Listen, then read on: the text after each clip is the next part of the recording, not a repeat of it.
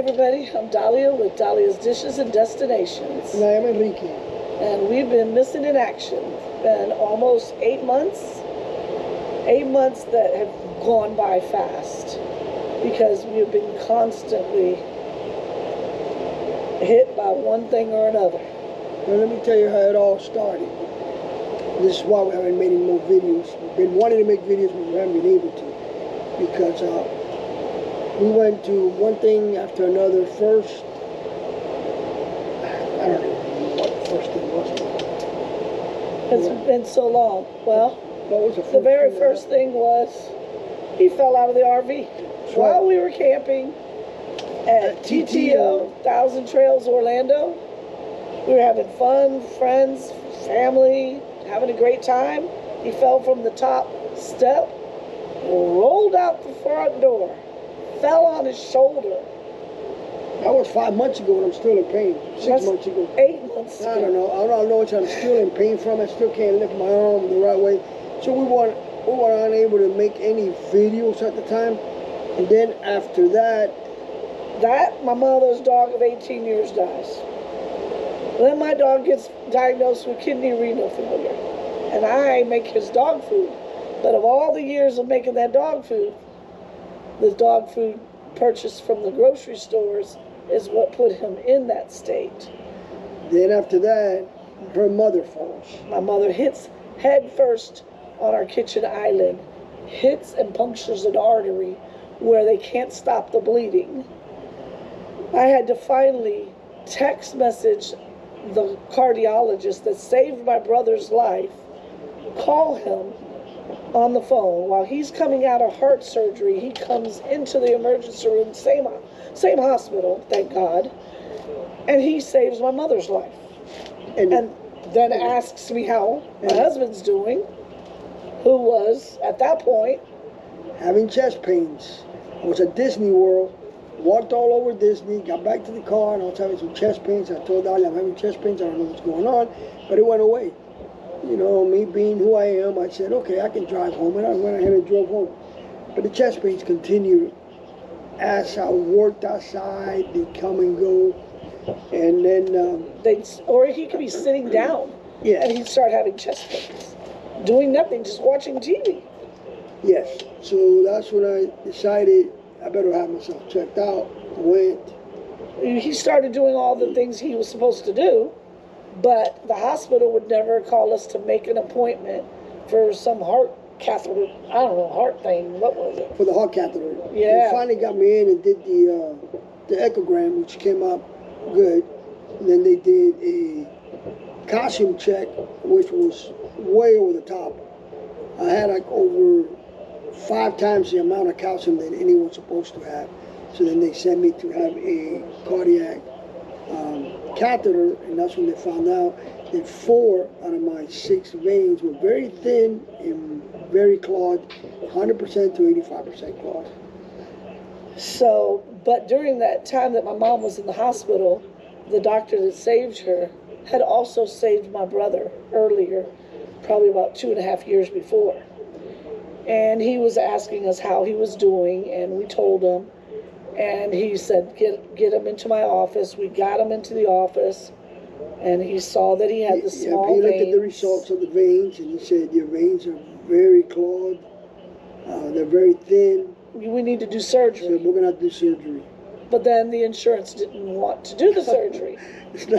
They wanted to wait till January. Yeah, the insurance wanted to wait till January of 2025 to do my surgery, even though I was having chest pains. But we didn't know that. We just know he kept on having the chest pains. So we went to the emergency room one night. 1 o'clock in the morning. And the doctor told us, stay there, let us stabilize him, and we'll set him up for surgery on Monday. Yeah, because it was Friday when I went into the emergency room, and he was out of town. Yeah. He was coming back Monday, so they kept me in. They gave me a room, and they kept me until he got there on Monday, and they decided to do the surgery on me. And so we stayed there, and he did the surgery on Monday, and everything was a success. I got called at 4 in the afternoon and said that the surgery went well and that he'd be coming into, you know, the recovery room in about 2 hours after he was cleaned and ready, you know, to go into the ICU. But then the hours started going by and going by.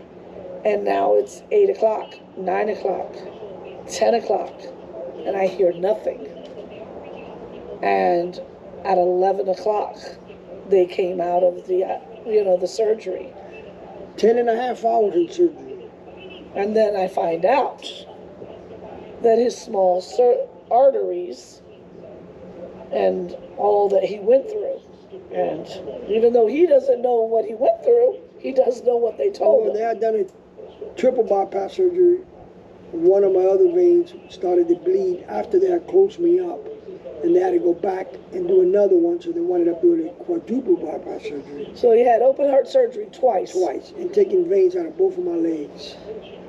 I am doing good though, believe it or not. He's doing great. He's always been going forward, you know, in the progress. But while he was going through his recovery, we get through the recovery, we're getting back on track, everything's doing good. I'm thinking, okay, we can start with the videos again. We can tell everybody where we've been.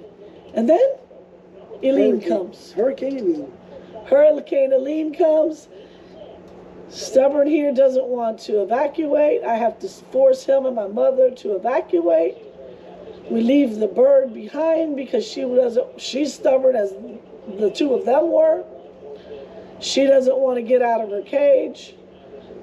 Eileen comes through our hometown, a hometown that has not been hit with a hurricane in over 100 years. We've lived there 30 years, never had a problem.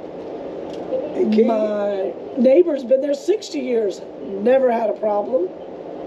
So it came through, and the storm surge dropped 5 feet of water inside our house. I'm 5'2". So figured if Dalia was standing in my living room, she'd only have 2 inches above her head over the water that went inside that house. It destroyed the house. The bird cage is probably 5.5 feet tall. So the bird was able to hang on to the roof of that bird cage. I don't know how she did it, but she survived. She survived. My neighbor went the next morning. And she was still hanging on the top of that roof. Yep. The neighbor went inside. The neighbor went inside, after the water fed her fresh water, and fed her fresh water and food for 3 days because we couldn't get onto the island. So for 3 days, everything you owned has been sitting in not only salt water, but septic sewer backup water, and the smell was horrible. So it's 5 feet of water that now it's gone because the current brings it in and brings it out. Bottom line is we lost everything we own. Everything. The only thing we have left is the camera. The RV. Hey, wait, no, the GoPro made it. Well, the GoPro made it because it's waterproof and it was way up in the top. So it survived. In the closet. In the closet. But if not, we wouldn't even have a camera. Because my cameras didn't make it because it was on the bottom. Her cameras didn't make it. So we got a GoPro though. We got the GoPro. My little DJI, gone. My Sony, gone. You know, all of the stuff was in between, gone. Salt water. All our clothes. No boundaries. We had refrigerators floating in the house. We had freezers floating around. We had furniture. Couches that were supposed to be in the living room. They were in the playroom. I mean, it was. My grandkids' playrooms gone. Car seat. Well, we found the car seat. I thought the car seat got lost because I took it out of our cars to evacuate. Come to find out, we had so much PTSD, whatever you go through when you go through this stuff. I didn't know if I was coming or going. I actually left the car seat at my son's house but forgot about it. Ended up buying another car seat, and now I don't need the car seat, so I have to have it take it back. My daughter lost her car. Her boyfriend lost his car, but they did evacuate with us in their motorhome. They have a Class C, 2012 Class C, and they came over to Davenport with us. So they were here, so they were able to at least save their motorhome also like we did. But other than that, they pretty much lost everything that was in the house too. We lost everything. I mean, the only thing barbecue grills, you name it. Every barbecue grill we had. I had like my backyard, I had barbecue barbecue heaven. grills. Six or seven barbecue grills. Yeah, different. We lost them all. Everything, you name it. And this is the thing that's like, you don't realize how much you lost, because if it was wind damage, okay, you take off the roof, you put on, some more plywood the next day, you're good to go. But that's not the way it works for us, because FEMA's in charge. Oh, no. So FEMA's in charge because the city that we live in wash their hands of anything to help us. They said FEMA's going to be in charge. We don't know what to do. This catastrophe, this is too big for us. Well, you got to remember, it wasn't just our city. It was also all the other Clearwater cities. Beach, all of them. Madeira Beach, Indian Shores, Radington, Treasure Island. Treasure Island is completely destroyed. The mayor of Treasure Island 2 weeks ago resigned. Last week because he said he cannot no longer live in Treasure Island because he can't fix a house. He doesn't have the money. It's too expensive. And they're not letting us fix our houses. They're not letting us fix a house. FEMA's a nightmare to work with. Let me explain. FEMA is supposed to help you. And maybe that is great. And maybe they're out there helping some people. I don't know. I know right now for us, they're not helping us in any way because they're stopping us from progress. They will not let us do anything in our homes but clean them out. We're not allowed to do anything until our insurance finishes their reports. We're not allowed to progress. We have neighbors sleeping in their homes in the mold, even though they've cleaned it out with whatever they could and however they could. They're sleeping in that house just gutted with just no walls, just because we're not allowed to do anything until FEMA says we can do it. In our insurance, they're dragging their feet. Insurance is dragging their feet, and they will. They say sometimes it can last 6 months to a year. We don't know. We did have a good adjuster, and we're hoping he follows through, and we get, what we're supposed to get, but we can't do anything with it when we get it. We have to stop because FEMA says we can only spend 50% of our insurance money on the house per year. We're not allowed to repair.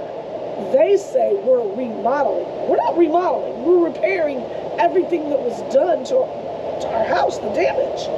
But they call it remodeling. And we're not supposed to remodel. They want you to get permits for everything. Which every catastrophe, natural disaster, you normally would get to go on and get your work started immediately so that life will go on.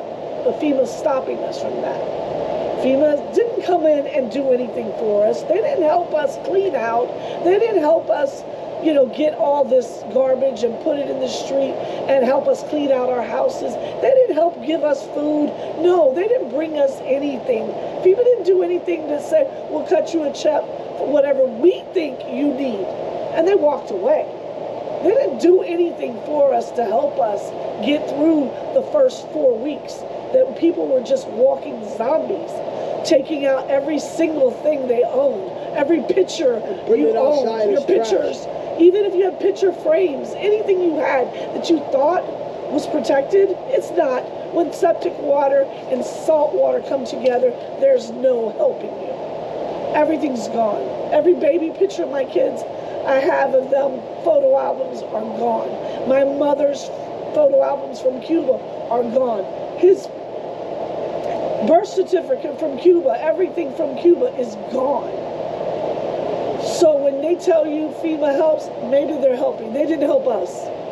Who helped? Who did help were just neighbors. Your neighbor helping neighbor. And random strangers that just wanted to help. That one day came to me on a Saturday when it was raining and I was by myself, and they came and helped me dig up what I could of my garden to try to save what I could of my garden. Because if the people that know me, or my family know that my love for cooking is just as strong when it comes to my garden. And it was gone. This garden that I had been taking care of for the last 5 years with my grandbabies, providing baby food for them when they were newborn, is gone. Everything, our sheds, our everything So on top of all that, while we're here, Dalia's air cleaning. Dalia winds up catching pneumonia because of all the cleaning she was doing over there. And The day that Milton comes in, Hurricane Milton came, and I had to evacuate back here anyway, because I was driving back and forth, 3 hours back and forth every day. 3 hours there, 3 hours back. So the stress and all the mold and all the garbage, I got a pneumonia.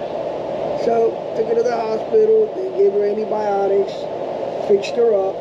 Steroids. And we're here now in Davenport. Still finishing up the cleaning, even though the We're house going has back been tomorrow, actually. cleaned. Yeah, the house has been cleaned and sanitized and ready to start the rebuilding, but it's because it's rebuilding, not repairing. But we still had to do the shed and the outside. Our shed had 4 feet of water in it also. So everything in it got destroyed. Because our shed was actually higher up, But and that's still it still ended up with 4 feet of water in it. Yeah. So anyway, this is where we're at right now. We're here in Davenport. We're safe. We're safe. We got God on our side, so God is good, and we are basically blessed that we have the RV. So we're living in the RV. We're Thank full-timers now, and we're gonna have to be going here pretty soon because the Florida native bird, which is called a mosquito, they're out and they're starting to really get to us.